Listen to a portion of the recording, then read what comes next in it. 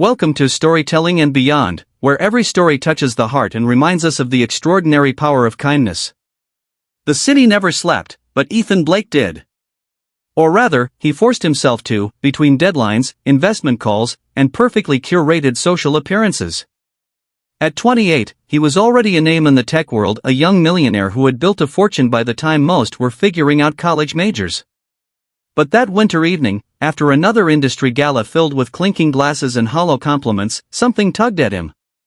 He left the event early, pulling his coat tighter against the cold as he walked the snowy streets of Manhattan. The lights were festive, the storefronts glowing with holiday sales and cheerful music. And yet, all of it felt distant.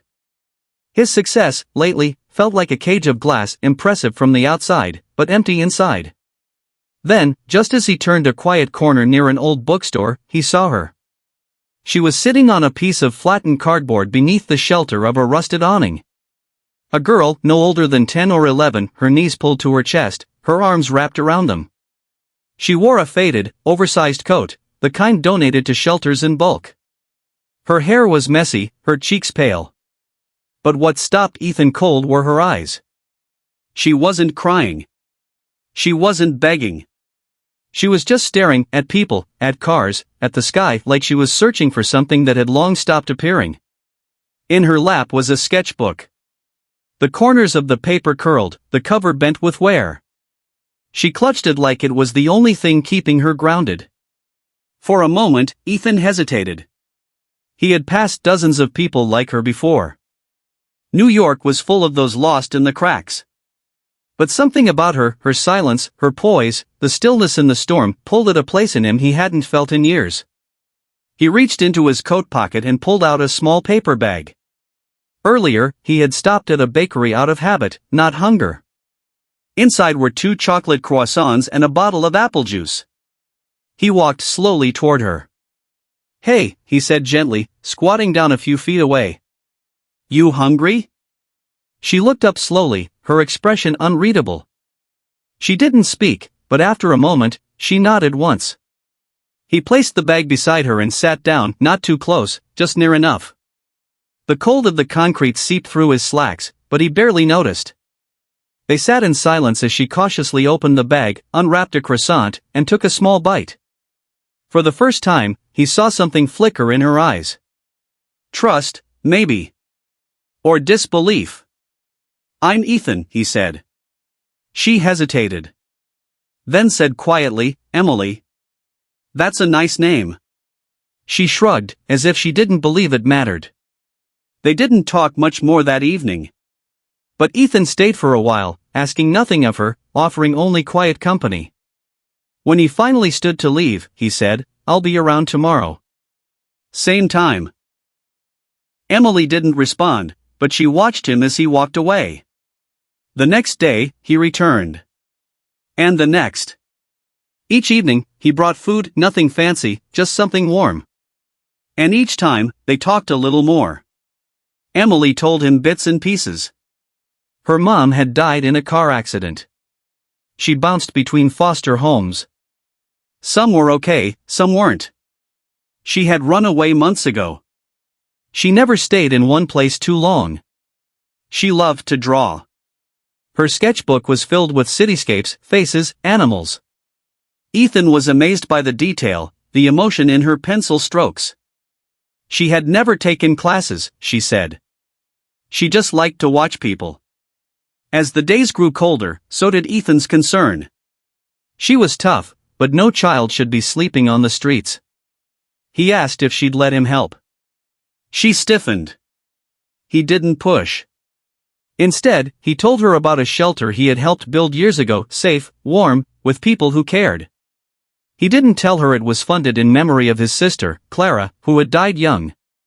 That was a story for later. Emily didn't answer right away. But the next night, when he returned, she was waiting, her sketchbook clutched tightly in her arms, and her eyes no longer scanning the crowd. Just looking at him. It was the first step of something neither of them saw coming. Something that would change their lives forever. Welcome back to Storytelling and Beyond, where powerful stories of love, humanity, and unexpected destiny come alive. ***. Emily's first night at the shelter was quiet. She barely touched her dinner, and even though the room was warm and the bed softer than anything she'd felt in months, she didn't sleep much. The walls were too clean, the silence too safe. For someone who had grown used to city noise and the constant alertness of survival, comfort felt foreign. Unfamiliar. Like it might slip away if she dared to trust it. But Ethan didn't leave her alone.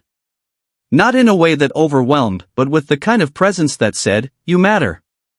He visited the shelter every day that week. He'd bring snacks, art supplies, and sometimes just stories about his own childhood, how he used to take apart remote control cars and rewire them just to see if he could make them faster. How his sister, Clara, would always beat him at video games and tease him for being too serious.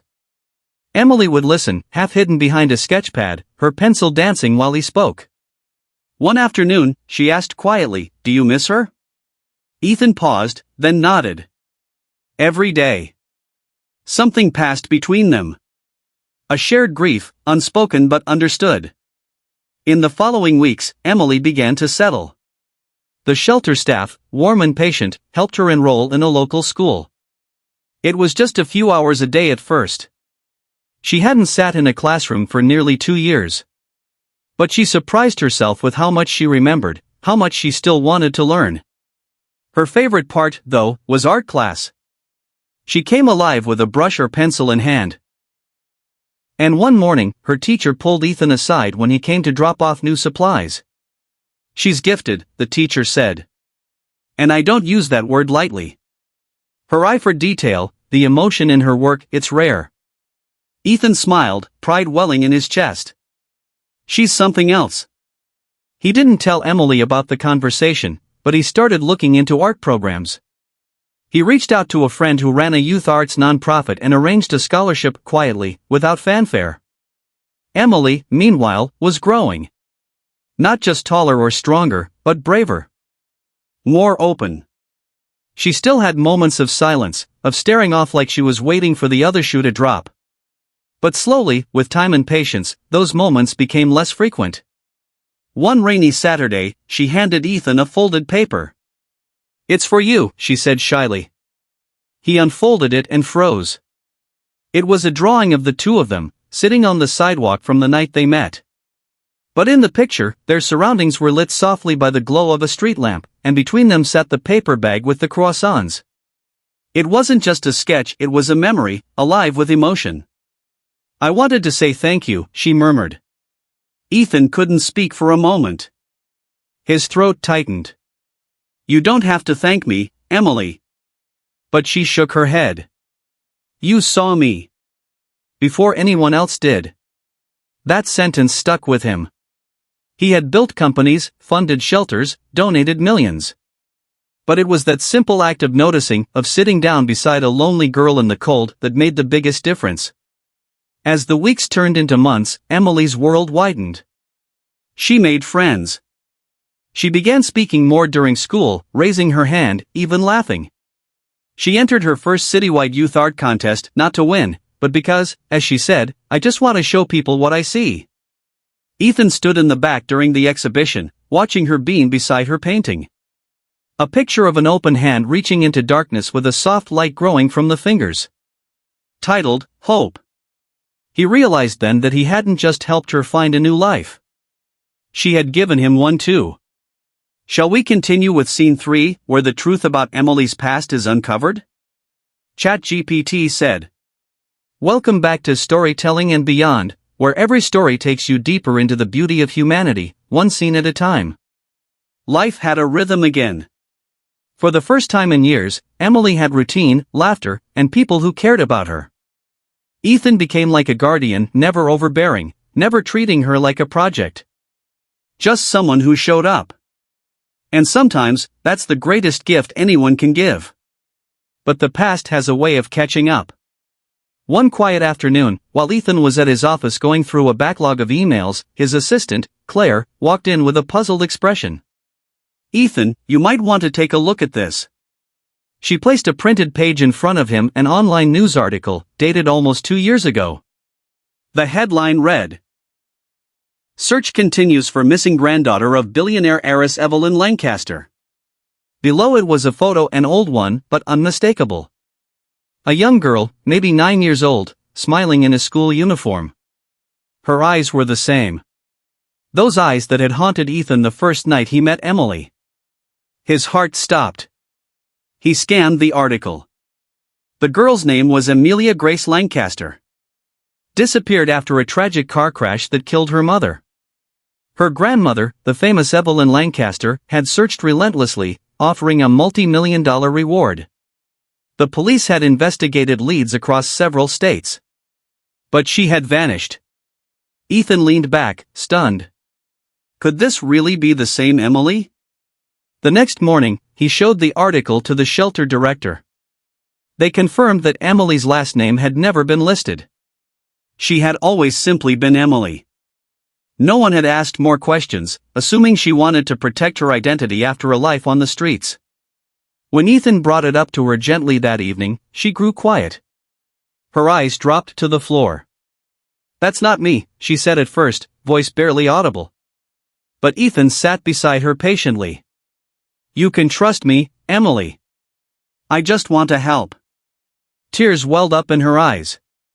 "My mom died in that crash," she whispered. "I ran. I was scared.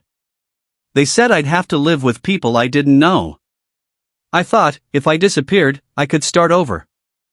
I didn't want to be a burden to anyone." "You were never a burden," Ethan said softly. She looked up at him, face trembling. "What if she doesn't want me anymore? It's been so long." Ethan shook his head. "You're not forgotten. You were never forgotten." He didn't push further that night.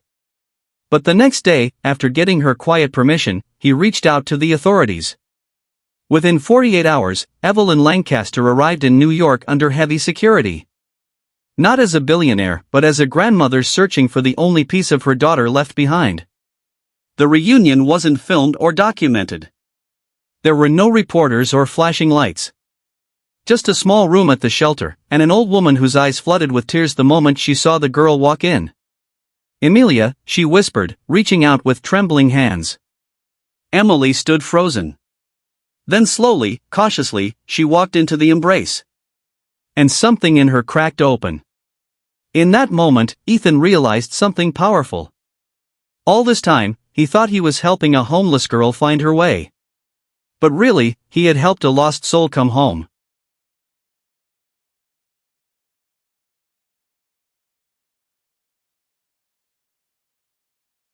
Emily sat on the bench outside the shelter, the late afternoon sun casting long shadows across the pavement.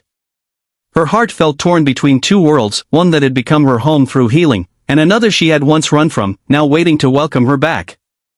Her grandmother, Evelyn, had returned to her estate and given Emily space to think, not pushing, just hoping. She'd offered to take Emily back into her life with love, education, a future, everything her granddaughter had missed. But Evelyn also said something that stayed with her. "Come back because you want to, Emilia. Not because you feel obligated." Ethan joined her on the bench, holding 2 cups of hot chocolate. "You didn't sleep last night, did you?" She shook her head, hands cradling the warm cup. "I don't know what to do, Ethan. You've been more family to me than anyone, and now I have a real one waiting." He didn't flinch. Didn't try to convince her either way. "You don't owe anyone a decision tonight," he said. "This isn't about choosing between us. You're not leaving love behind, you're carrying it with you." Her eyes welled up. "But what if I change? What if I go back and become someone else? Someone who forgets where she came from?" Ethan smiled gently. "Then I haven't done my job very well." She laughed through the tears. Later that week, Emily visited Evelyn's home. The mansion was overwhelming at first, gleaming floors, high ceilings, art on every wall. But in the middle of it all was her grandmother, holding out a hand, not like someone reaching down, but someone reaching across. Emily stepped into her new life slowly. Carefully. But with a heart full of gratitude. She asked to finish her school year in the city, and Evelyn agreed. She continued her art classes, stayed involved with the shelter, and even volunteered to teach art to younger kids on weekends. But the most important visit she made each week was to Ethan's small studio downtown. Sometimes just to sketch. Sometimes to talk. Sometimes to sit in silence and remember. Because no matter where life took her, Emily knew exactly where her journey had restarted. It wasn't in the mansion. It wasn't in a bank account. It was on a cold street corner, when someone saw her, truly saw her, for the first time. And in that, her story didn't just have a new beginning. It had purpose. Thank you for watching this emotional story on Storytelling and Beyond. If it touched your heart, don't forget to like, share, and subscribe. We'll be back soon with another story that reminds you, kindness can change everything.